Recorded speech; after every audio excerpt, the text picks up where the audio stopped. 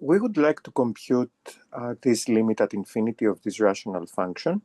And the idea is very simple. What we need to do is factor out the largest term from the numerator and the denominator separately.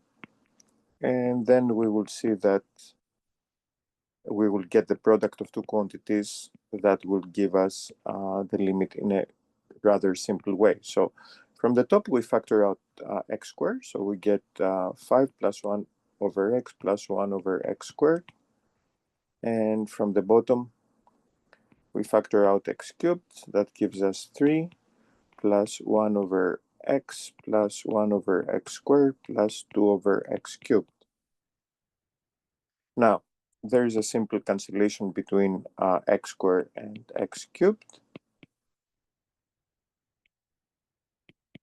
That gives us 1 over x. We recall that in general, if we have a to the m over a to the n, this is a to the m minus n, which is the same thing as 1 over a to the n minus m.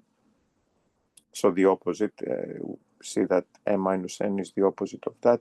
Whenever we want to put the exponent or the power in the denominator, we just need to flip the sign of the exponent. So back to our problem.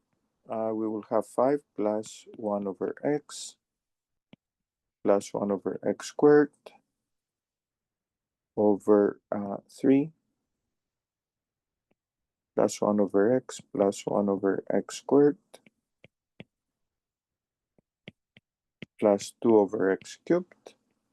And now the idea is simply that the limit of this is 5/3.